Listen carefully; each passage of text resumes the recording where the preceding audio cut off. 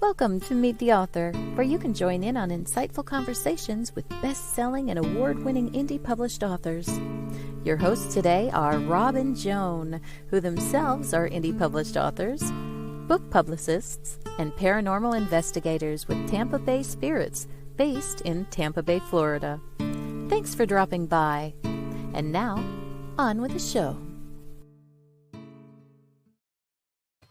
Hi, I'm Rob. And I'm Joan. Welcome to the show. Whether you're watching live on Wednesday night at 7 p.m. on the various channels that we have available to you, or if you're listening on a podcast later on, or if you're watching this same podcast later on in time. I'm sorry, I'm laughing because we have some pretty funny comments already. George Dismuke says, I'm here, dude. Hey, George. Good evening. And Caleb Pirtle says, welcome to CW, who is our author tonight, CW Hawes, the man who hears things go bump in the night wherever he goes. And Marjorie Daring says, me too, George, meaning she's here too. Hi, Marjorie. Hi, Caleb. Hi. Welcome to the show. And Paul Hollis says, hey, Paul. Hello, Joan and Rob. We're so glad that everyone is here. Oh, Joy Shelton York is here. Joy. She says, hi, Joan and Rob. And as long as we're talking, Richard Swint, being a very funny guy, says, who is this CW guy? I don't know, but you're going to find out. And Lizette Brody, author, says, hi, everyone. Hello. Hi, Lizette. Actually, she said hello. I said that. Joe Conchel says, hi, Rob. Joe, how are you doing? Whew. Well, wait a minute. I wanted to get to something. Before you do that. All right. You were talking about saying hi to people that are listening. I wanted to give a special hi and thank you for all of our listeners in Canada and Japan and the UK. You guys are coming up strong in the statistics here, and we really appreciate your support. So hope you enjoy and send us an email and let us know what's going on over in your neck of the woods. Okay. That's all. Caleb Pearl said that CW never goes anywhere without hearing something go bump in the night. Right. And Joy is listening, Joy Shelton York. And I wanted to tell you that on January 26th, we'll be broadcasting at 7 o'clock? 7:30. 7:30. Okay. It's a Thursday. We'll have the show next Wednesday. And then on Thursday, we'll be broadcasting from our Tampa Bay Spirits Facebook and our Meet the Author Facebook page and our Meet the Author podcast YouTube page. And we're going to have, for the first time, we're going to have a show where people who have had true hauntings come on and talk about their hauntings, and also true stories, not these made up campfire ones, or real ones. Right. Oh, you want to show them the intro to that show? We as long as you mentioned it. We can. Hold on a second. We're still here, see everybody. what you think. Don't worry. You got to find it first.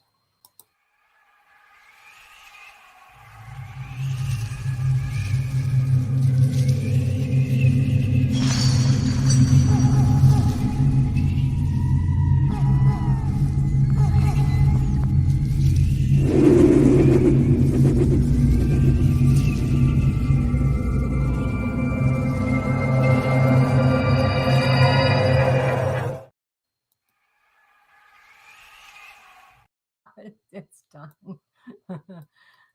We'll get it back here. Just a minute. There we go. Now we're back. So Anyway, Joy is going to be one of the people who's telling her story. Joe Conchel said that's going to be a fun night. Marjorie says that sounds very exciting. I can hardly wait. Yeah, and I wanted to say Joy is going to be on, and Robin Maidrich, who was just on. They both had told us their true ghost stories. The founders of Tampa Bay Spirits are going to be on with us. They'll be co-hosting with us. And if anybody else who's listening has a true ghost story that they'd like to share, we have plenty of time and plenty of room for you to share your experiences. So give us... if you want to be on the show, give us a shout on carternovels@aol.com. On our email. Yeah. Let us know. And let us know. If you haven't had any real ones, don't let us know. Paul Hollis says, wow, great intro. Thanks, Paul. It was fun making that. Yeah, the outro is cool too. So you'll have to tune in to hear that. Yeah. Well, see that. Let's get our brand for Voice of Indie out here. Okay. We wanted to make sure everybody joins Voice of Indie podcast if you want to after this show, immediately after our show. Tonight's guest is Robert G. Williscroft. Host Beam Weeks and Stephen G's will be there and talking with him. And stay tuned at the end of this show, and there'll be detailed instructions on how to get over to their show. The other thing I wanted to mention was pre-order your copy of Siren Hunter. George Dismukes is taking pre-orders right now.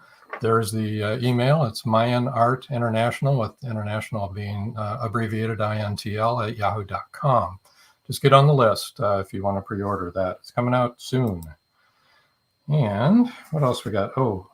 Episode rewind this Saturday at 5:30 p.m. And it will be Pat Parker, another Texan. Patrick Parker, suspense and mystery author. And that was a real good episode as well. Next Wednesday, is a pre-recorded new episode on Wednesday. It's Jeffrey Marshall, suspense and political fiction author, and he wrote the book Squeeze Plays, which is a pretty good suspense political thriller. He's going to read some of that to us on the air. It was a nice visit we had with Jeffrey. I think that's all I've got. Do you have anything else? Without further ado, we need to bring CW on and introduce him to everybody. Is he our guest tonight? Yeah. Okay. Hey, CW. I'm John.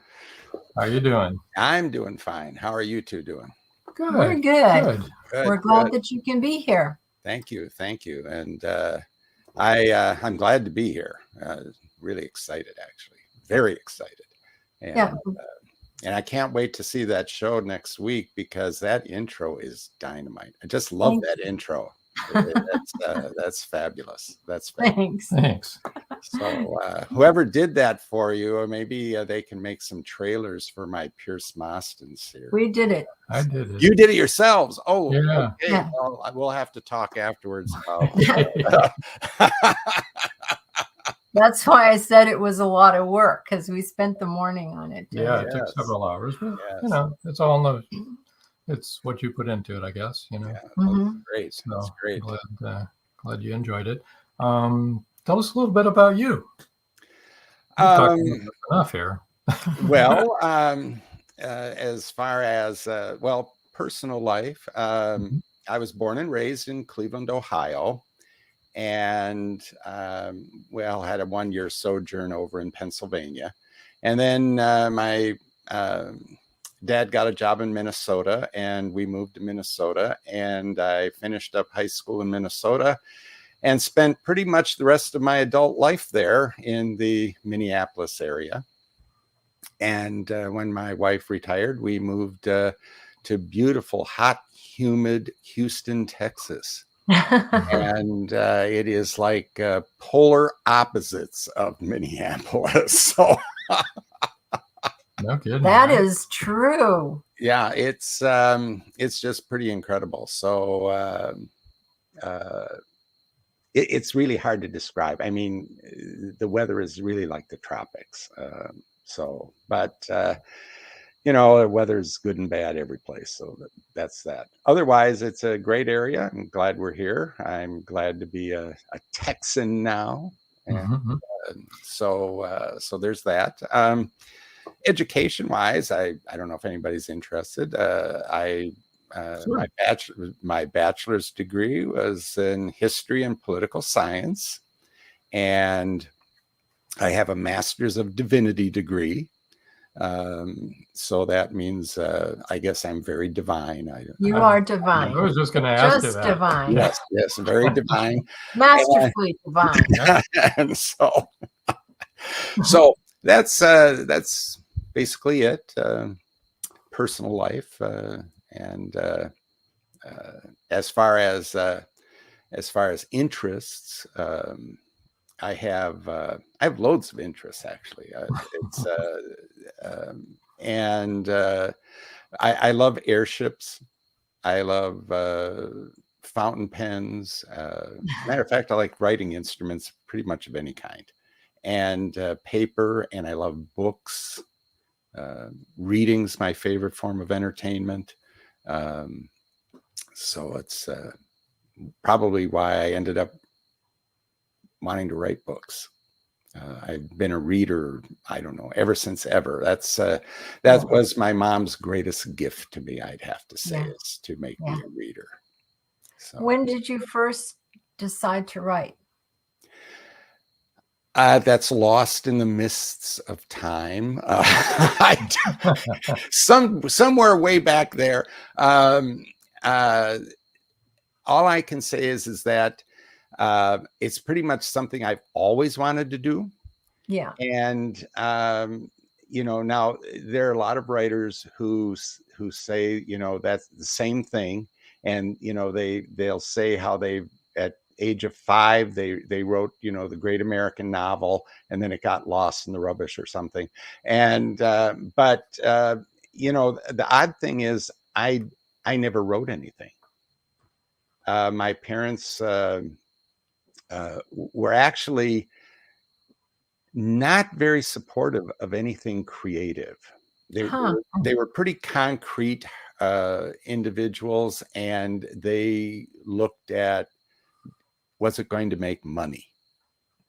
And I think primarily because they both grew up at the tail end of the Depression and in the 40s, and so my parents were the same way. Yeah. And so, it was very practical. And even though my dad's parents were very artistic, and my mom herself had a very strong artistic bent, it wasn't something they encouraged in any of us, whether it was writing or whether it was painting or whether it was music, any of it. They never encouraged any of that.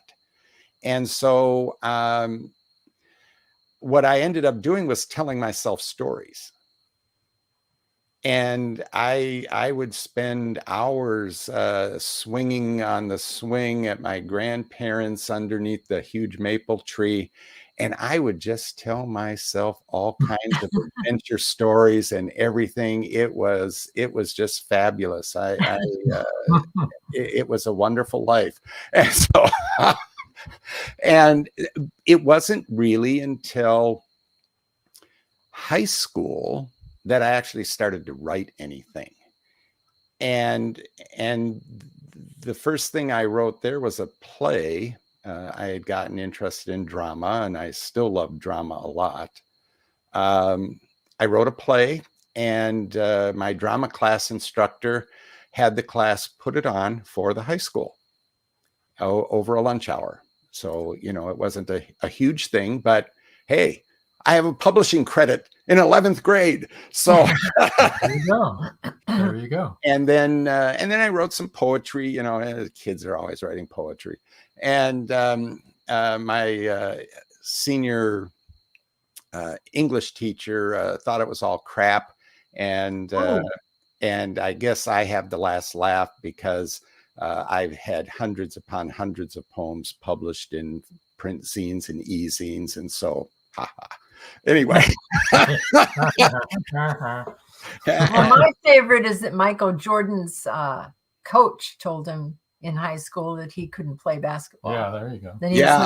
Yeah. Look at that. Michael Jordan. Yeah, right. Yeah, so it's and it wasn't that I purposely went out and tried to thumb my nose at her, because quite honestly, in my household, my parents were, unfortunately, they were not supportive of us emotionally. They provided all the basics. There was a roof over the head, clothes, food on the table, but they were busy working. They had their own issues from growing up to deal with. And so they didn't have really any emotional support to give to the rest of us. And so really, I didn't write a whole lot because I didn't have the confidence, quite honestly, to do that. And it wasn't until I read a column in Writer's Digest magazine by Lawrence Block, and the guy who wrote the Matthew Scudder series and all of that. Lawrence Block's a fabulous writer, and his books on writing are some of the most inspirational you can find. They're fabulous. But it was a column that he wrote on procrastination. And he said, procrastination is not the problem. It's the result of a problem. Identify the problem and you'll quit procrastinating. And for me, it was the fear of failure. I did not want to prove my parents right. So when finally I reached a point where I could say, well, their opinion doesn't matter, really. I'm an adult now. Their opinion doesn't matter. They don't even live near me. So I can be my own person. And once I made that decision, then I started writing. And, it took a while to get published, but I started writing. And that was back in 1989. I started doing that. Excellent. Well, Marjorie Daring said, talent galore. Thank you, Marjorie. Thank and you. Joe Conjal says, hi, CW. You have so many different series and standalone stories. Of everything you've written, do you have one book or story that stands out and that you like best? I knew I'd get that question, Joe, and it had to be from you. So,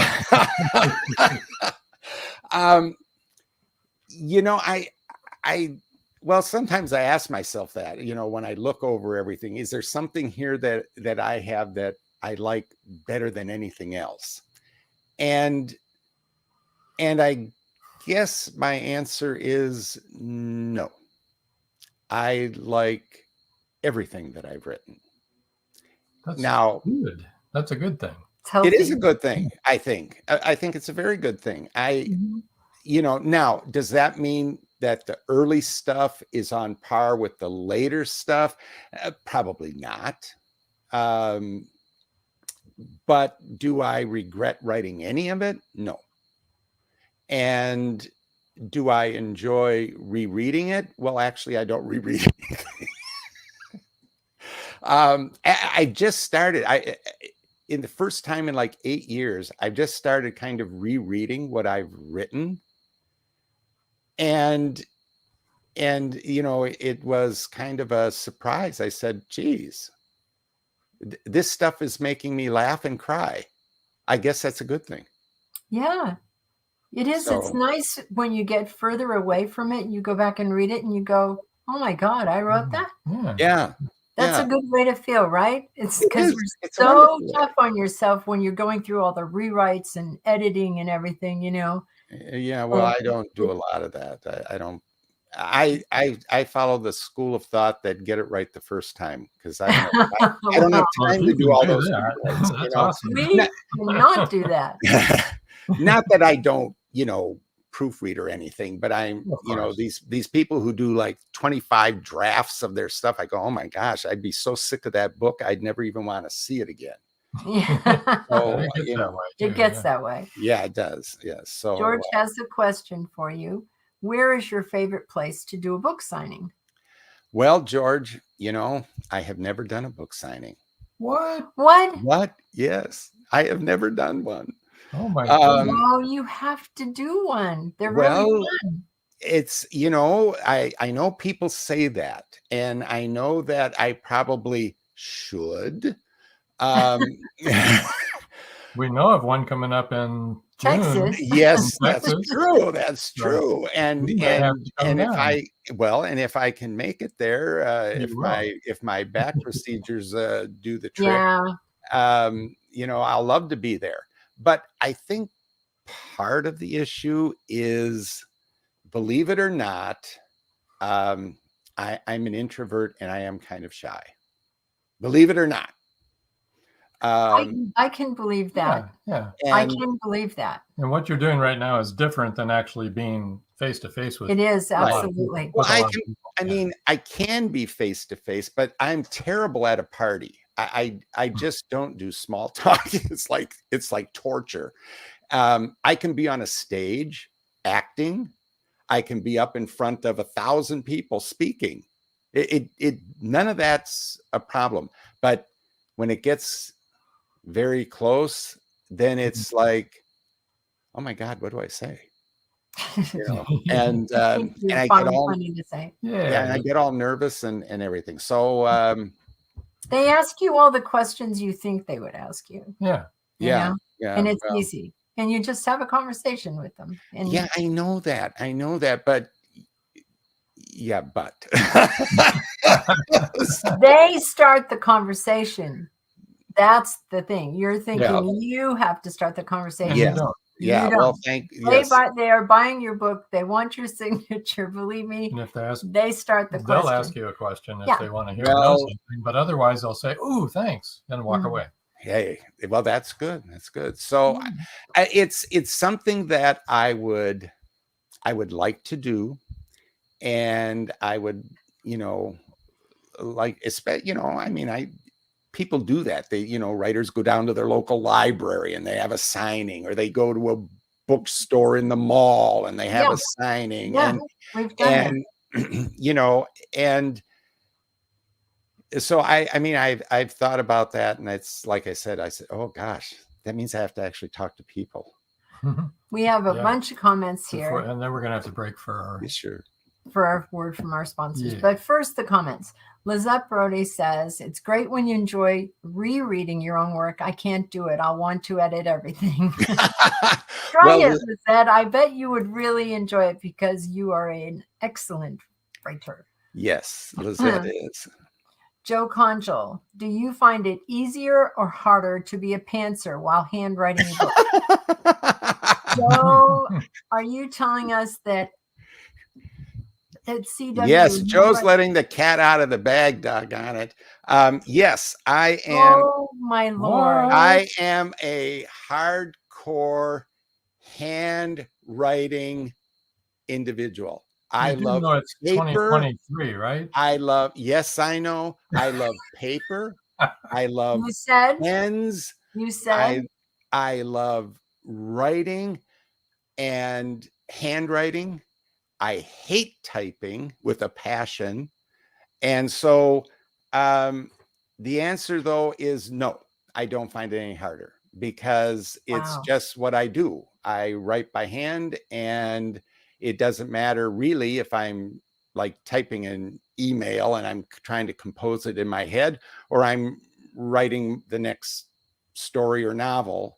It doesn't matter. It's just writing. And in fact, I actually really prefer handwriting to typing, because when I write it, if I want to, fix something, I just scribble it out and I rewrite it. And then there's arrows going here and there. And then, it's actually kind of becomes a game then, trying to fit it all together. Creative. Figure it out. It's creative. It's almost like modern art. In a sense, it is. Yeah. There's a whole bunch Arrows of comments. all over the place. Marjorie Daring, it looks like you've written an amazing number of books. I'm dazzled. How many are there? I don't know. Amazon tells me I have over 40 titles on there, and I keep trying to count them, but But yes, I have something like over 40 titles. There's a few duplicates, but like something will be in something else. But over 40 titles, and I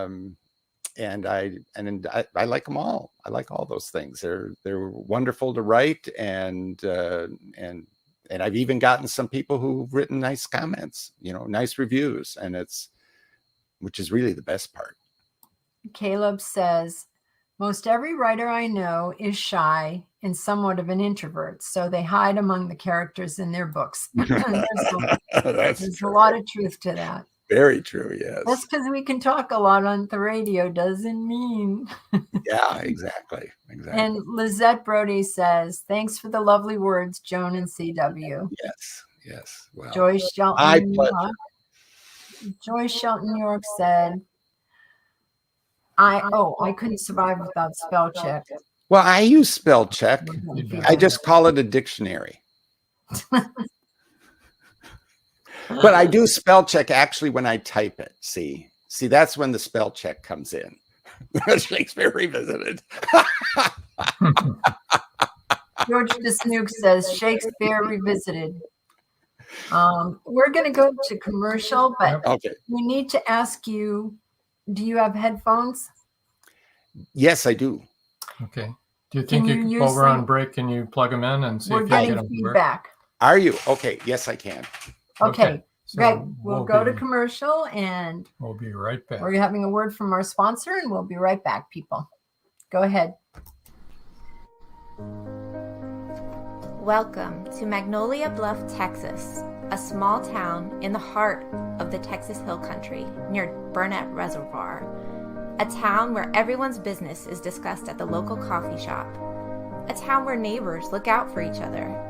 A town not insulated from murder and mayhem. Which begs these questions. Who is responsible for breaking into quaint Victorian homes? And how are poodles, ghosts, drug cartels, and a Ponzi scheme connected with a serial killer? Caroline McCluskey, the town's librarian, catalogs books using the Dewey Decimal System. When a black and white poodle puppy arrives unannounced, she calls him Dewey. Now, Caroline must catalog events to identify a serial killer in her town. Pick up your copy of the Dewey Decimal Dilemma, now available on Amazon. They thought the siren was dead. In the novel Siren Song by author George Dismukes, James Harmon shot her twice. Several people saw her dead body sinking slowly into the abyss. But now, in Siren Song 2, evidence suggests that she may still be alive. She killed that boatload of people. It was her! And she's just getting started! Angie, that's impossible. The cold chill up my spine tells me it's not impossible. We've got to start all over again.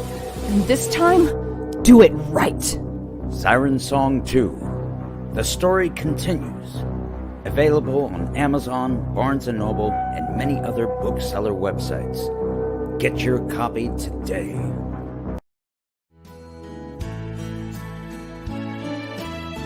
People who like to read want to get their hands on books by Becca Jones. Becca Jones, the breakthrough author who tells it like it is. It takes courage to tell a story when it reveals dark secrets. Becca Jones delves deep into the hidden world of sexual abuse. She tells what happened and also tells how she survived. Meant to Be is much more than just entertaining.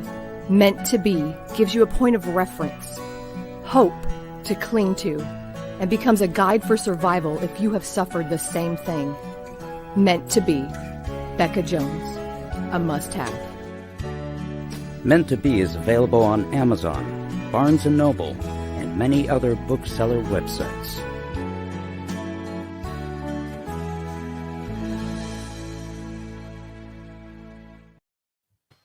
And we're back. We are back. All right. Can you hear us? I can hear you. Yeah. We can hear you Okay, Can you too. hear great. me? Hey, we're good. Yes. We're We don't good. have an echo anymore. That's great. Well, let me catch up on some of these comments here. Lizette Brody says, I can't imagine writing one page by hand. That's amazing. Never mind a whole book, right? Well, I wanted don't to know. ask That's how you- they used to do it. I know when they had to. Well, they used to yeah. wash clothes on rocks and streams. Yeah, I well, can't that's imagine true. doing that either. Yeah, well, Yeah, you but got this a point there. This works for you. But And I that don't- is It does work awesome. for me. Yeah. That I is wanted awesome. to know though, do you write like in a loose leaf binder, or do you write on a legal pad, or I write on either like loose paper, like loose paper? printer paper. Okay. Mhm. I Okay. do sometimes use legal pads, Yeah. and But your books are actually in print, right? yes, they are. Okay, good. I have not taken the time to produce any codices. A codex is a whole nother issue. I don't want to get into, well, actually, I would like to get into handbook binding, but I don't want to do it to put my books out there. There you go. Just because it would be an awesome thing to do. Yeah. Yeah. Well, I have to admit that I do handwrite parts of our book. Yeah. I do. I do write things down by hand and then put them on the computer. Yeah. Well, see, my hero, I also have Siri, yes. Well, Sorry, actually, he means about spelling. She'll also well, have Siri. well, you're right, Joy, because the computer's right there. I can ask her anytime I need something, so I do that. So, hey, good. You're welcome, Becca. Yeah, Becca just thanked us for posting her commercial. Yeah. So. Yeah, Lizette Brody said, I can't imagine how all of those brilliant classics were written. Yeah, and that brings us to something else too, as I know POV is a big thing right now, but when you think about things like Moby Dick, which, has been pretty well read through the years. Yeah, a few. And that was in third person and first person, which is a big no-no right now. So that's just a huge, hotly debated subject point of view. Yeah, what point of view is, but I think ultimately, regardless of all the rules, you have to do what works for the story. I'm sorry, there's some pretty funny I'm sure there are some pretty funny ones. Marjorie Daring said, the only thing that would impress me more is if you chipped your novels on stone. No, that's an upgrade, though. No, but seriously, it is so impressive that you do that. And that you have written so many books. I mean, well, kudos I to guess you. it's just what I do. I You're like comfortable the with physical that. act of writing, That's cool. and so it helps me, I guess, be more creative. And you said you love paper and you love writing instruments, so that's why I prefer reading, paperback books myself. Yeah, I like to have or a hard copy. Yeah, I like to be able to open it up and look at the pages and stick my bookmarker in there and smell the book. Yeah. Yes, smell the book. Throw it when the hero gets killed or something. I'll throw it against the wall. Exactly. Caleb said, Lizette, nobody was in a hurry when they wrote those classics. Now it's all a race to the end. Boy, that's the truth. But that's I don't like disagreeing with Caleb, but I am going to disagree on this one point because my favorite Victorian author, Anthony Trollope, he's also like my mentor. All right. Every writer. That's a ghost story here. Well, I wish he would visit me. I wish. I would love to spend an hour talking with Anthony. In his autobiography, he lays out his whole life of writing, also personal life too, but his whole life of writing. And every writer really needs to read that because he has so much information about how to do writing. But Trollope in his day was referred to at times as, the mechanical writer, because he was very prolific.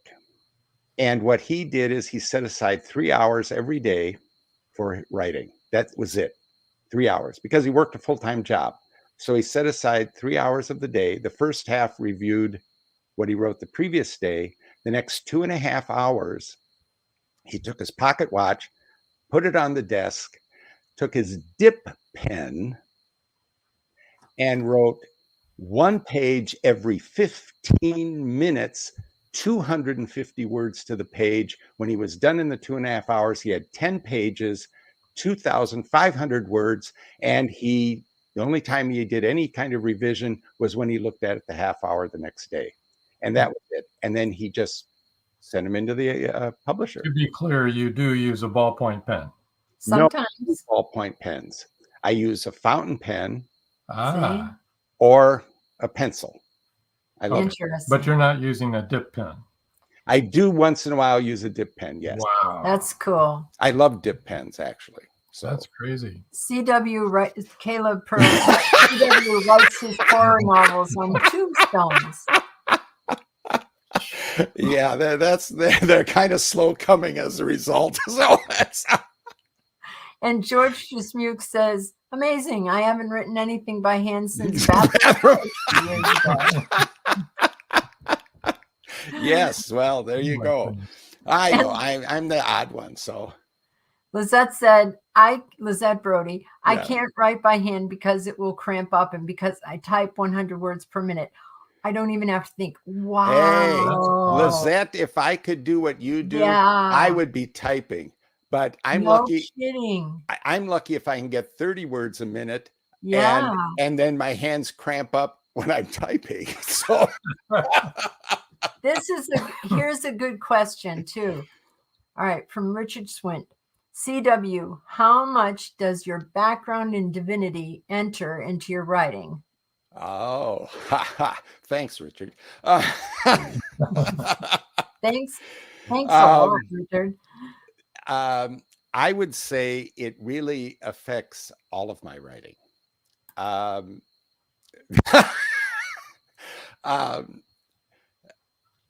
Because I see everything in the world kind of through a theological or a philosophical lens. And so religion and philosophy, along with art, along with food, along with music, is in pretty much all of my books at some point. And some are more, heavily weighted that way than some others. I would say probably the Rocheport Saga is the heaviest when it comes to philosophy, because I'm world building in that series.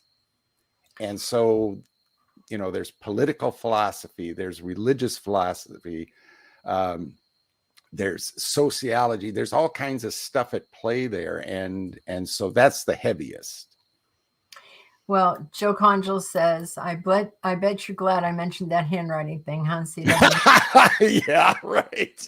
Well, I think we better get into some of your books. Actually, yeah. Would you like to do your reading now? And let me see. Yeah, I can do the reading now. Death Makes a House Call? Death Makes a House Call. I'm going to do a reading from that, and notice the little quote by Richard Schwint there on the cover. Okay, what does it say? Because my eyes You are can't see that. It says one of the best contemporary American mystery series. Yeah. Thank you, Richard. That sounds good. That's a good quote. And it's a great quote. And quite honestly, I love Tina and Harry. They were my first children. And I first conceived of them. Well, actually, they sort of popped into my head way back in the early 80s. And they've been with me ever since. And I just love them. They're very real to me. Oh, yeah. So what I'm going to read is just a brief scene from Death Makes a House Call.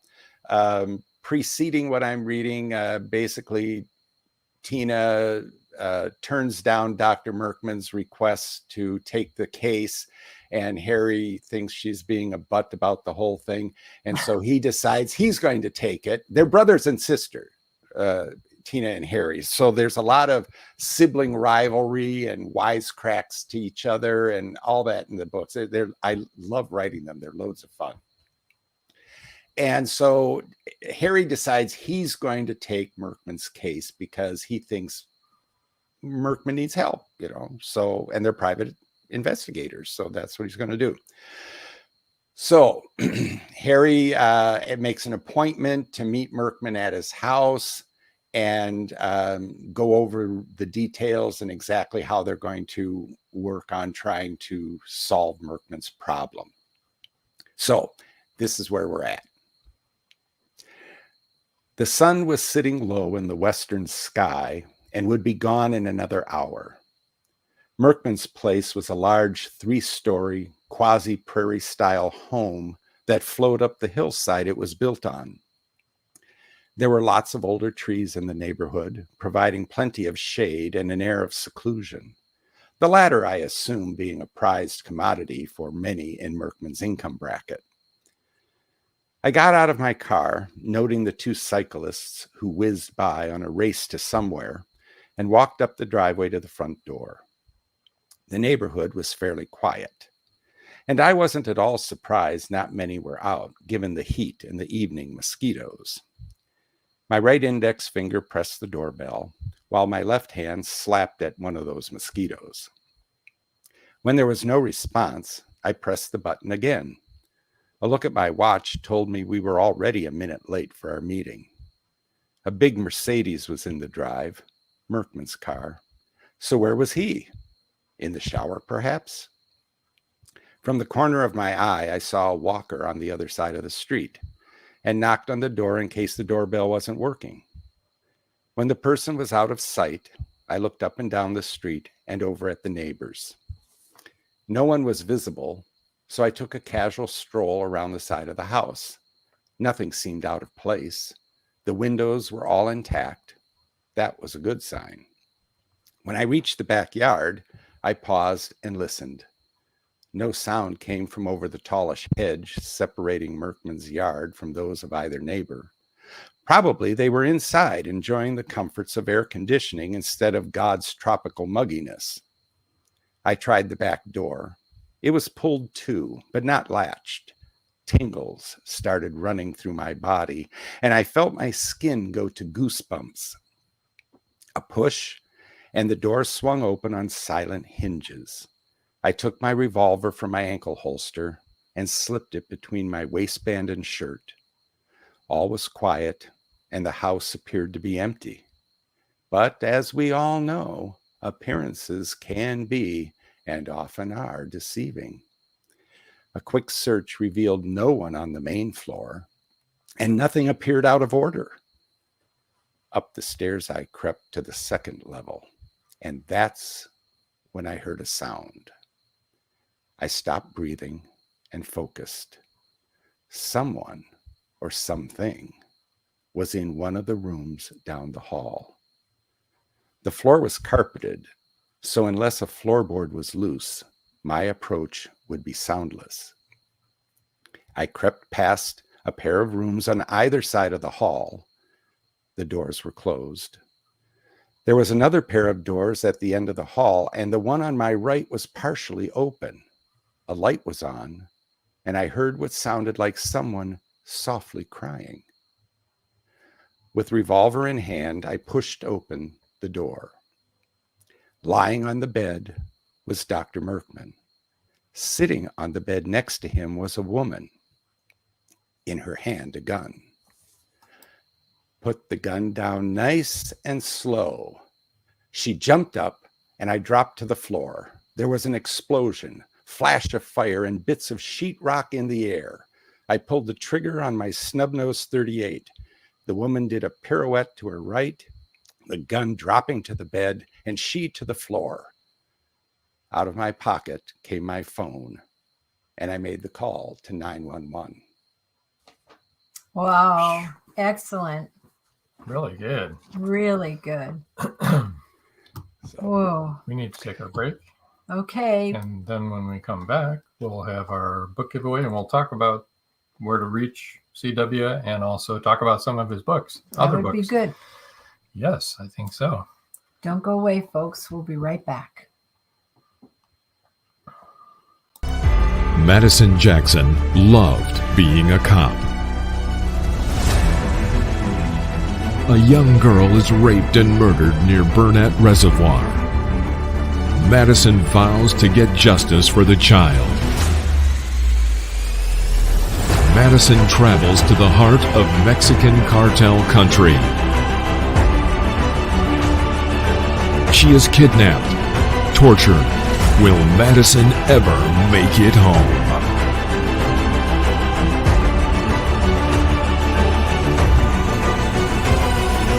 Justice by Kelly Marshall, only at Amazon.com.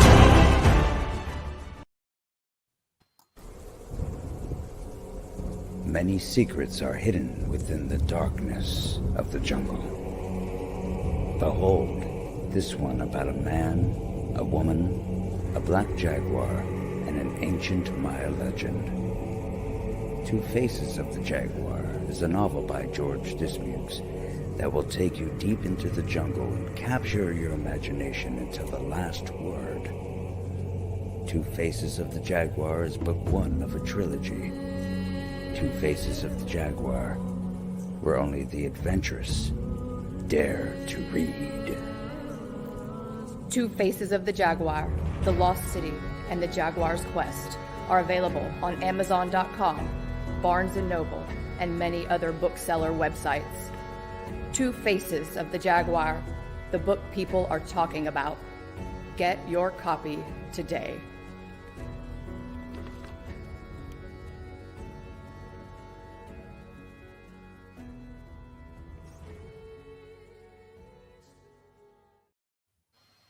Welcome back. We have quite a few comments. Let me just bring up some of them. Richard Swin said it is only true as to what he said about your book. And Lizette Brody said, great characters in the Justinia Wright series. thanks. And Robin Maidrich said, character families are sometimes more real than our families in life. Well, there are babies, that's why. Yeah, they are. And then she said, great reading, nice. And Joy Shelton New York also said, great read. Thanks. And Robin and Joy are the two that will be on our other show with real ghost stories. It was super. And I'm sorry, Shabir Doji. Doji. Doji. Yeah, okay. Yeah. Sorry, I murdered your name. Yeah. Chris, where do you get the ideas for your books? Well, they're actually, that's the easiest part. They're everywhere. And, you know, you can see something, you can see a person, you can see a building, you can see a situation playing out. And all you have to do is start asking yourself, well, what if? How did that happen? And you just play that game, and pretty soon you have a story idea. Now, sometimes things just pop into my head. I'll just get a character popping in. Maybe it's a sentence or a scene. The Rocheport Saga started with one sentence. Today, I killed a man and a woman. That just popped into my head, that sentence. Maybe I was having a bad day at work. I don't know. But that sentence just popped into my head. And I said, wow, that is really good. I wrote it down. Hook. Huh? It's a good hook. Yeah. And so I wrote it down, and then I just started thinking about it. And pretty soon I had a paragraph, and then I had a page, and then I said, hey, who's telling this story? Mm-hmm. And Bill Arthur was created. Excellent. So Excellent. Well, let me tell y'all where you can reach CW. See, we've lived in the South so long now. Yeah. Just happens. All right. His website is cwhawes.com, and I'm going to spell Hawes. I think you all know how to write CW. It's HAWES. All right. His Facebook is CW Hawes 1. You can find him on Twitter at CW_Hawes. His email is cwhawes@cwhawes.com. All right, which brings us to the book giveaway. Maybe should we bring up the covers of the books first? That you're. Can I just say that, Death Makes a House Call is on 99-cent special because of the show here. Okay, I haven't advertised it as being 99 cents. So everybody who's watching the show or listening through this weekend, it will be 99 cents. Just mention that you're watching, listening. Death Makes a House Call. Yep. That's the one you just get read. It off of Amazon, 99 cents. Awesome. Okay, Festival of Death is one of the books that you'll be giving away. Yes. And that is the first book in the Justinia Wright series. Excellent. Yep. And it's one of my favorites because it was my first. And that'll be in the giveaway. And also Nightmare in Agate Bay, which is the those first. of you that are listening, I wish you could see this cover because I really, really love it. Yeah, it's a great cover. I love that cover. It's Nightmare in Agate Bay is the first book in the Pierce Mostyn Paranormal Investigations series, which is cosmic horror. Awesome. And then there's Morning Star. Morning Star. That's Morning Star. Yeah. Yeah. He's got a bubble in front of it, but I know they all had a bubble in front of them. Yeah, but this has got That's the email there. Oh, the email bubble. The email bubble. The Morning Star is the first book in the Rocheport Saga, which is a 7-book series and technically counting. And the manuscript is over 2,200 pages long. So I still have a lot of stuff to add to it if I decide to. But excellent. Here's the book giveaway. The first 3 people to email cwhawes@cwhawes.com will win an ebook copies of Festival of Death, Nightmare at Agate Bay, and Morning Star. Yes. Each one of those. And 3 people will get each one of those. And if you could put meet the author in the subject line so I know you aren't spam, that would help. Doggone spam. So you're not giving ebooks away to spammers. That's right. Doggone spam. It would definitely help. Okay, I'm going to leave your email up there so that people can go ahead and start typing away to get all 3 of these books. Let me see. We have some more. Nassim. Oh, your sister-in-law, Nassim. Yes. Nassim. I'll put it up. Yeah, because the email's in the banner. The email's in the banner. Oh, Brother Chris, I want to hear more of that story. You were doing so well in this podcast. I'm his sister-in-law. He is. Yeah. Nassim. Yeah, we can talk more, Nassim. So Lizette said she'll have to tweet that out. Yeah, definitely. Okay. So let's talk about some of your books. Some of the books. All right. Yeah. Well, talk about. Well, my first series was that I really started working on was actually the Rocheport Saga. And like I said, that started with one sentence, and it proliferated into 2,200 handwritten pages, well over 2,200 handwritten pages. And so not all of that was good. What was that book? The Morning Star is the first one in the Rocheport Saga. The Morning Star. Yeah, the Morning Star. So that's going to be one of the giveaways. That's one of the giveaways. And so it's basically, it's post-apocalyptic. It's cozy catastrophe post-apocalyptic. And that basically means that the people who survive the disaster are bent on trying to recreate a better world. Okay. Cozy catastrophes are ultimately utopian in their view. If you ever read The Day of the Triffids, not the movie, but the book, it's it was one of the first cozy catastrophes, and it's very optimistic. And Earth Abides, it was an American one in the late 40s, and it too is focusing on trying to rebuild society.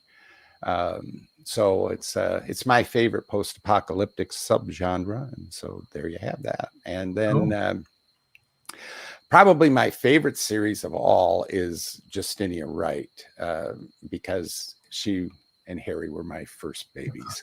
But they're traditional mysteries. And, you know, so if you like the Agatha Christie, the Niall Marsh, Rex Stout, S.S. Van Dyne kind of mystery, even like Raymond Chandler, for example, not that I write on his level, but I wish I did. But Chandler was kind of softer, hard-boiled, and so the Justinia Wright books are somewhat edgy. They're not cozies per se, but they are traditional mysteries in that. So they're kind of slow burn, and then at the end they really get exciting.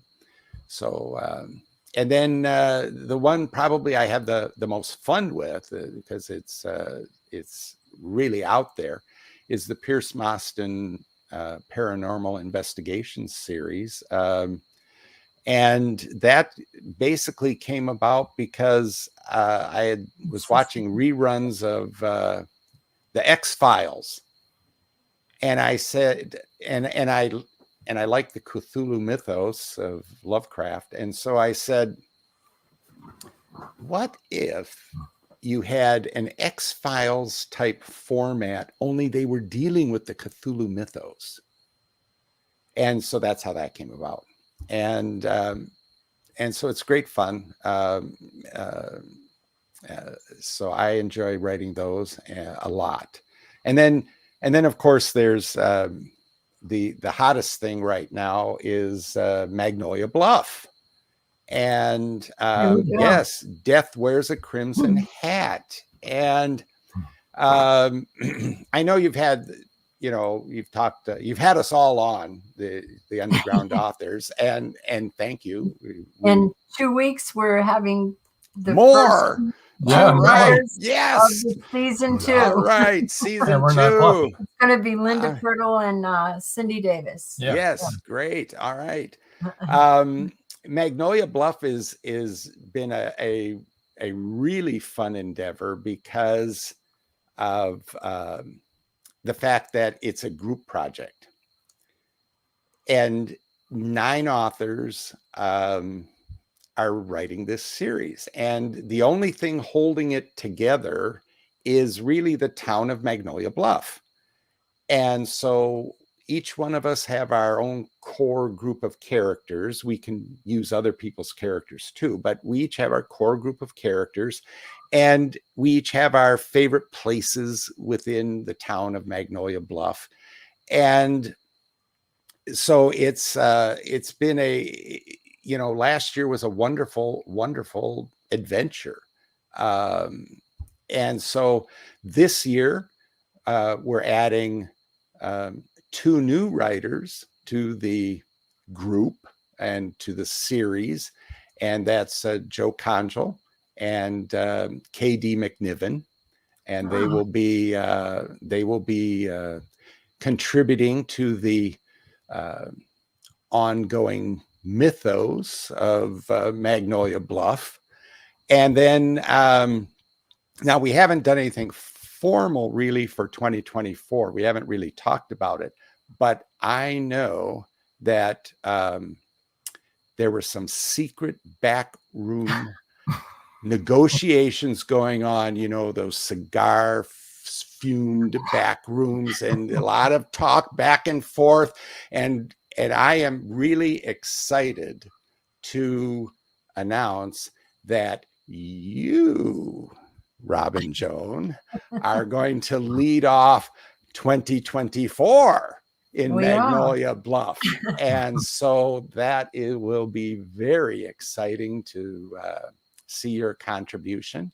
And I am kind of the de facto project manager, but I really have a soft stick. So, don't worry. That's good. So, but we consider it an honor because we've read several of the books already in the series, and they're amazing. They really are. And we've fallen in love with Magnolia. We want to move to Magnolia Bluff. Yeah. There's a lot of murders. It's dangerous. You just got to watch your back. That's all. Yeah. But Magnolia Bluff has been a really exciting and fun project, something really, really different. And so I think I can say, and maybe I shouldn't say, but I'm going to say that for the authors who have contributed, now I haven't read every author's 9 authors' books. I can't say that. But looking at the ones where I have read and looking at what they produced for Magnolia Bluff, I would say hands down what they produced for the Magnolia Bluff series was really at their top of the game. And that was exciting to see that. And I don't know. I'm not speaking for myself. I'm speaking for the other 8. No pressure there. Thanks. No, thank you. But I know that there's something about that group dynamic. And so, I think you guys will find it exciting, and I think it'll bring out the best. So I'm really excited too. Yeah, it's good. It'll be fun. We're really blessed that we were asked, and we'll do our best. Considered an honor. Well, it's welcome aboard, and we're glad to have you. And get to work, right? Yeah. Yeah. Let's get some comments in here. Richard Swint says, Bill Arthur is one of the great characters in American literature. American lit. Oh, by that. Hey, thank you. Thank you, Richard. I love Bill Arthur, quite honestly. He wasn't my first child, but I do love Bill Arthur. He's he has a very tough job. He's a nice guy who has to do a lot of bad things. That's hard, but somebody's got to do it. Somebody's got to do it. Robin Maidrich says, Cozy Catastrophe is a perfect name. I actually hadn't heard that term before.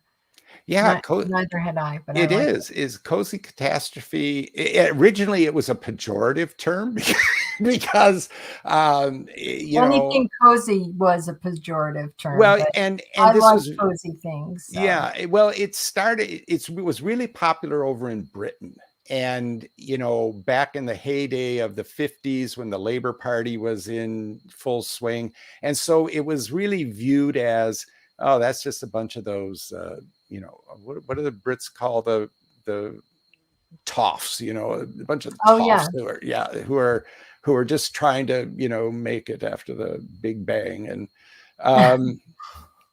And, it really isn't that, though. I mean, it's more than that. It's really about rebuilding the world and rebuilding a better world. Who doesn't want that? Everybody wants that. Yeah, exactly. Caleb says, Linda says, well done, CW. She's proud of you. Thank you. And then Lizette Brody says, Magnolia Bluff is really exceptional. I have loved all 3 books that I've read. Richard's, Caleb, and of course CW's. Planning to read more. That's good to know. Thank you. Let's see.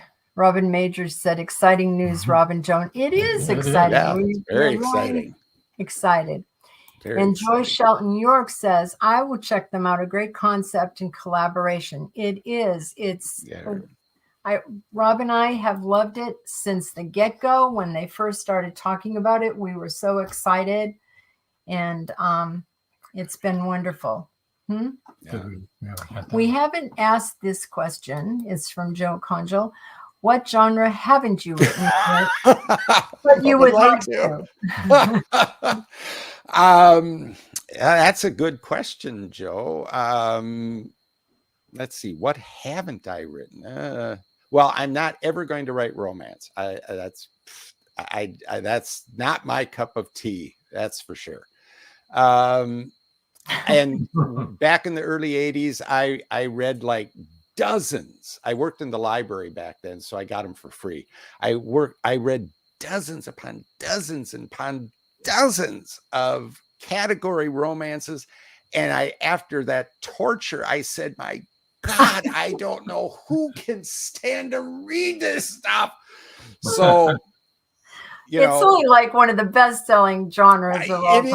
It's been the top for half a century. So, but I can't stand this stuff. So no, I won't ever write that. Tell us how you really feel, though. Not now. But I would really like to write more ghost stories. I've written one. Yes. I would really like to write more ghost stories. I would love to give Weird West a try. Weird Westerns a try. That would be fun. I think it would be fun. And I love Westerns. Yeah, I would love to give that a try. And I've written very little of it, but I would actually like to write more science fiction. Good. Joe Conjal says, I've read all the Magnolia Bluff books, and they are all fantastic. They are. I can't wait to read yours, Joe. They are. Yep. I know. I can't wait to read yours, Joe. And Chris Chrisman said, oh, shoot, my alarm did not go off. I'm late. Hi, Chris. Hello, Rob and Joan, and hi, CW. Hey, and Chris. I don't know, Chris, if you've heard, but we've been asked to write the first book of the third series of Magnolia Bluff. And we said, yes. January 2024. 2024. Can you believe 2024.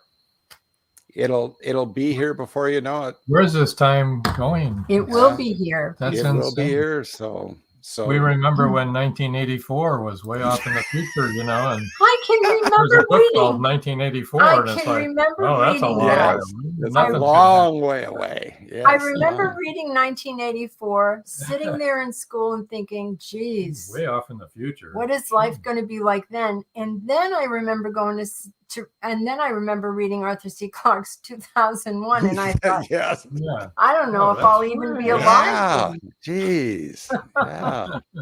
Yeah. It's crazy. So here we are. 2024. Here we are. And it's all ancient history. Don't trust anyone over 30. I know. I thought everybody was over 30 now.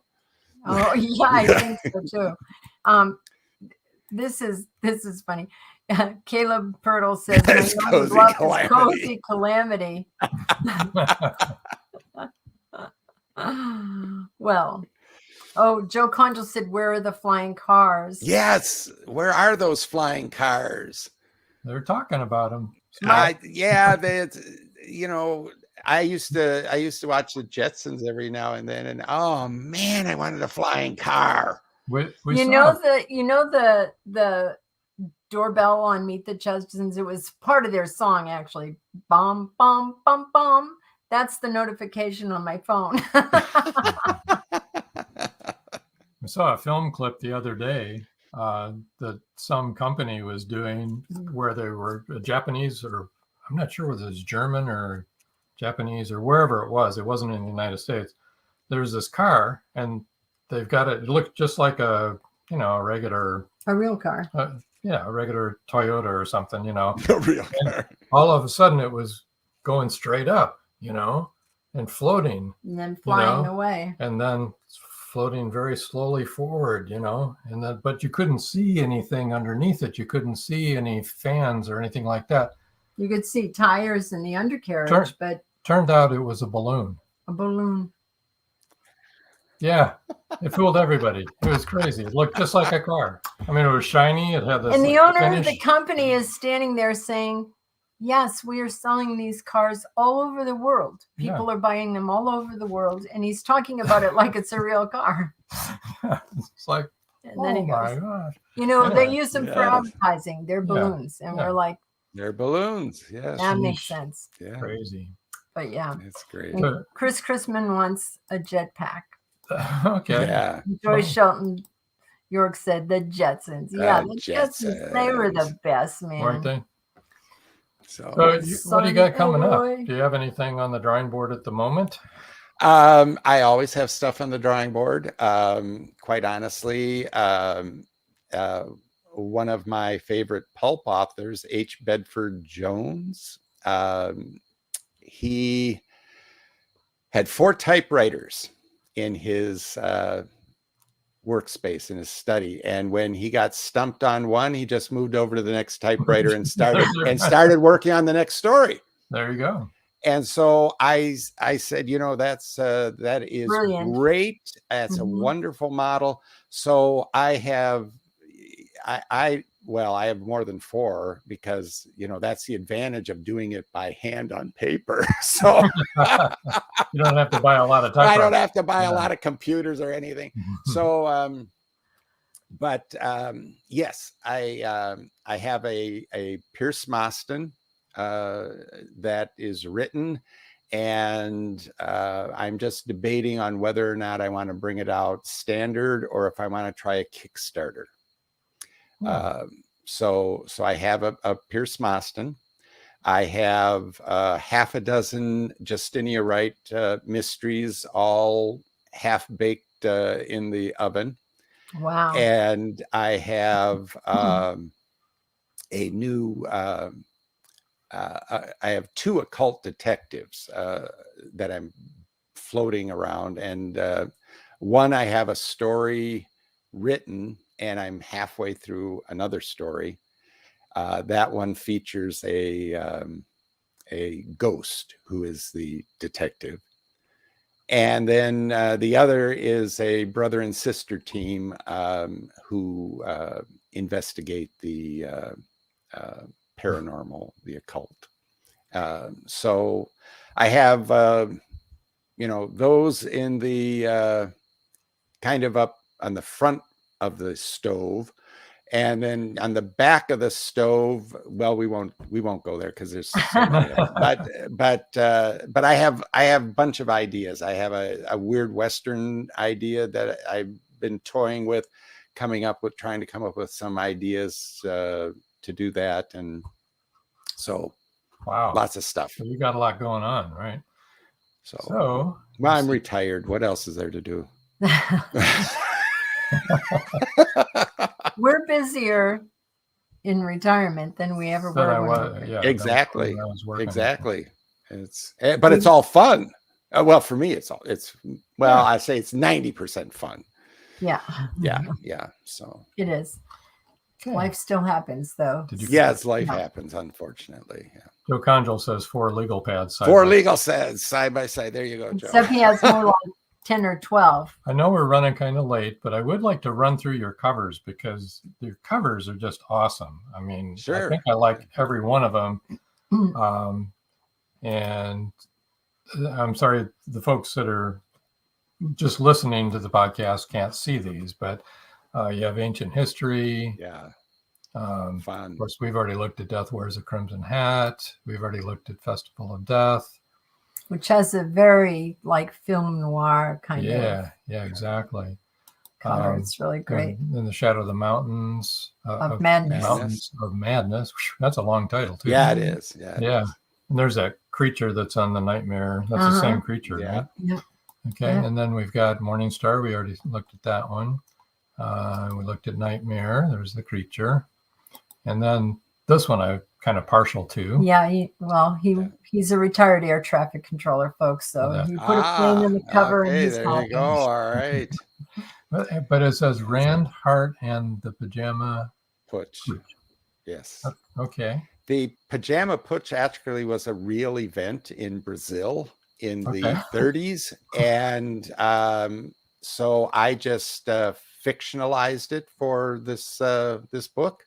Cool. And even included under a fictional name, but included a famous Brazilian silent film star. And what is a Pajama Putsch? The Pajama Putsch was they were the integralist party in Brazil, which had kind of neo-fascist, neo-Nazi leanings.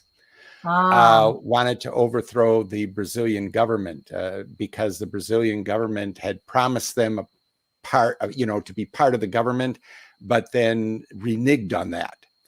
And so couldn't have thought of a better name than Pajama. Well, it's called the Pajama Putsch because the Putsch part was because of Adolf Hitler's attempted coup and in Bavaria, but the pajama part was because it happened at night. Oh, okay.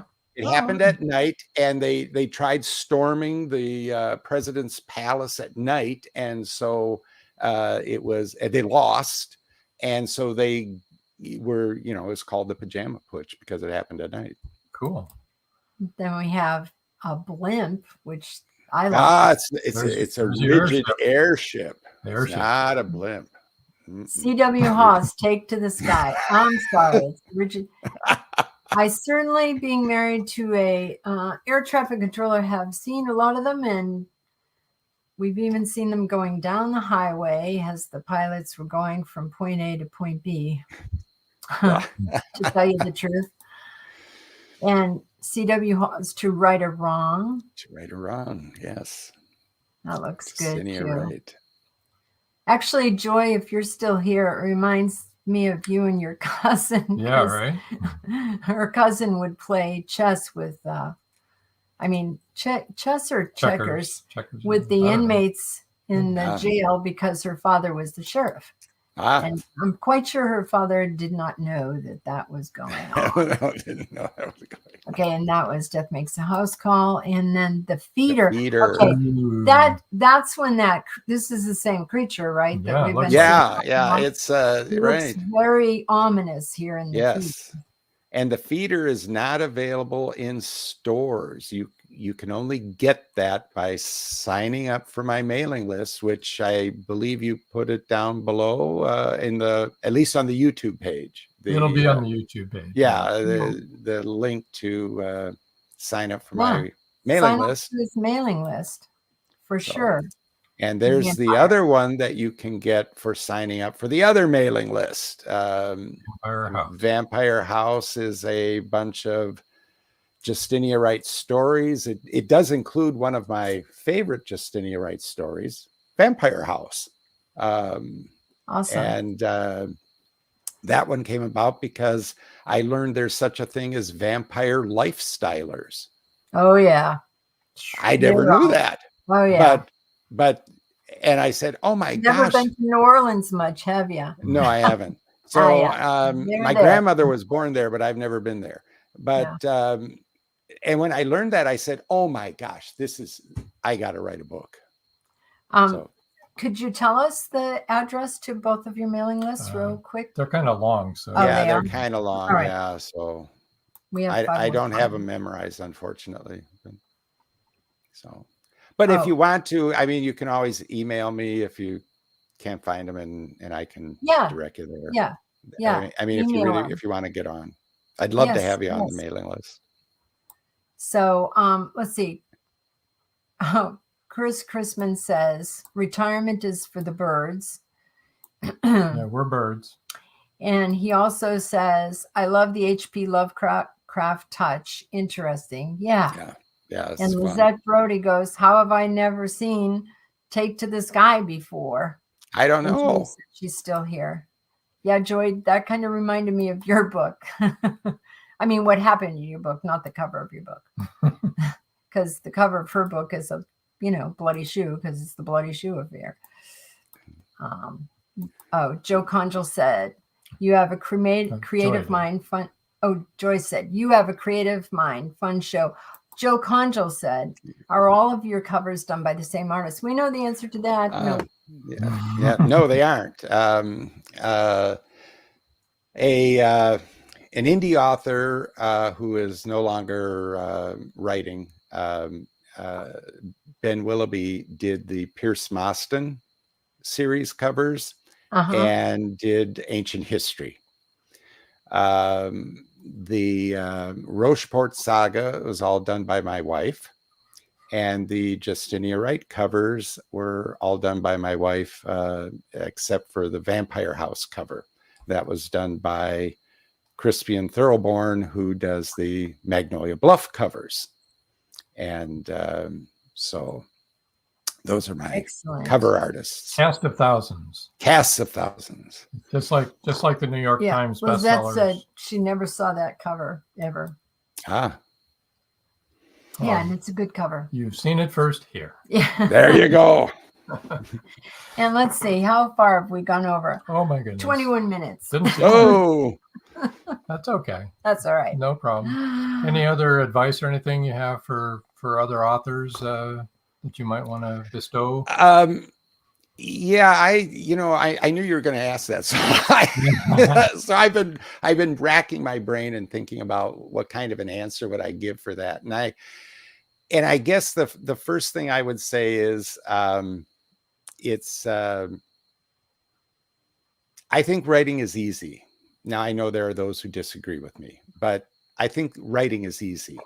I think the business part is horribly hard.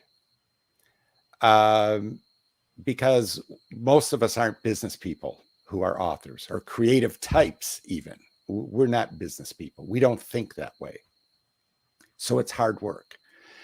And I think that's where many authors get discouraged. They have huge dreams of fabulous success, that their first book is going to put, Rowling and King and Patterson all to shame. And optimism is a wonderful thing. I don't get me wrong. Optimism is needed, but that ain't going to happen. Especially when you get your first book in your hand, right? That's wonderful. First hard copy that you get. Do it just for that. So I would say, the first thing really is, don't give up if you don't see results that you think you should be getting, because they may come down the road. It may just require some work. It may not be tomorrow. It may be 10 years from now. It may look different than what you expect. And it may look very different than what you expect. And so, but the key is don't give up. I've seen too many good writers give up. And as a reader, I say, oh, no, they stopped writing. No, it's because everybody has an audience. And you may not see it right away, and you may see it right away, but everybody has an audience. It may not be a big audience for what you're writing now. But if you write something else, you might end up with a huge audience. Yeah. But you never know. But you never know. And but so write because you love to write. Write because you love to write. And if you don't love to write, well then yes, go find something else that floats your boat. And so I think that, you have to write, and you need to treat it as a business. Don't write when you feel like it. I mean, you need to really write to a schedule, and because it is a job in that sense. And even write when you don't feel like it. But in the end, you will have good stuff, and you will have an audience, because you aren't the only one who's going to like that. if you like it, somebody else is going to like it. And Yeah. probably a lot of other somebody A lot else's. of somebody's. Yeah. That's right. And so I think the most important thing is to keep positive, because if you love it, somebody else is going to love it. And if you can write something that when you reread it, it makes you laugh or makes you cry, your own writing, then you know doggone well somebody else out there is going to be laughing or crying. Or terrifies you. Or terrified, whichever. Yeah, whatever emotion you were going through. Whatever the emotion is, yes. Yeah, Chris Chrisman said, never stop writing. Never stop writing. And he said, marketing is extremely hard as I'm trying to learn that side of it. It is very hard. It goes against the grain of who authors are, is to, push themselves out. It's a bottomless pit, too. It is, too. It's never ending. Joe Conjal said, great show tonight. Lots of fun. Thanks, CW. And, of course, Robin Joan. And you are welcome. Well, thank you, everybody in the audience tonight. Yes, you've been a great audience. Thank you, CW, for joining us tonight. Thank you for the invite. Well, thank you for the invite. I loved being here. It was great. You guys are fantastic. And I'm so glad that you're in the Magnolia Bluff family. I know, it's really fun. Exciting. Really happy. Lizette Brody said, great show. Thank you all. Thank you, Lizette. Congratulations, Robin Joan. New book deal. Also another wonderful show. You're the best. Thanks, CW. Thank you, Paul. You know you're the best. Richard Swin said, lots of fun tonight. It has been a really fun show, and we've had so much time. I just love all of our authors. Yeah. CW, we're going to move you over to the side here. Yep. Don't go away. You stay right where you're at until we come back to you now. Okay. And let's see here. Next week, we've got a pre-recorded new episode, everybody. It's Jeffrey Marshall, suspense and political fiction author. Had a really good visit with Jeffrey.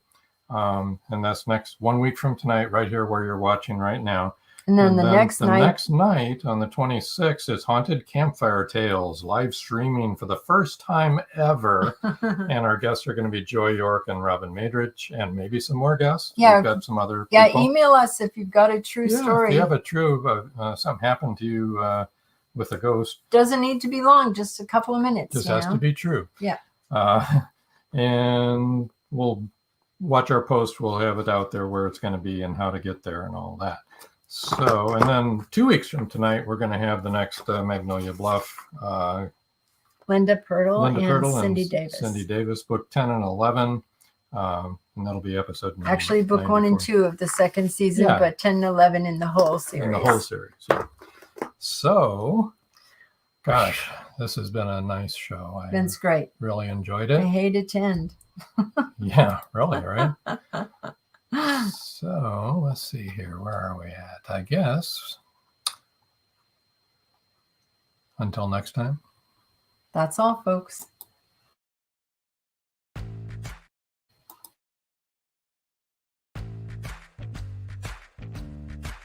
Live every Wednesday, your Voice of Indie hosts Beam Weeks and Stephen G's welcome authors, musicians, publishing industry pros, artists, and assorted creative guests for an exciting interactive hour. Call in during the show or post questions and comments on Twitter for responses in real time. Meet your favorite indie creators, learn inside tips, network, and promote your work. The link for each week's show is pinned on Twitter atop @VoiceOfIndie. And you can receive the link every Wednesday morning in your inbox by subscribing to our newsletter at freshinkgroup.com. Check out Voice of Indie every Wednesday on Blog Talk Radio and catch hundreds of episodes archived everywhere from our websites to our YouTube channel and Spotify. Thank you for joining us here on Meet the Author. Make sure you stay up to date with our show by clicking like, follow, and share. And you can find us on Spotify, iTunes, and more. See you next time on WLFE-DV.com.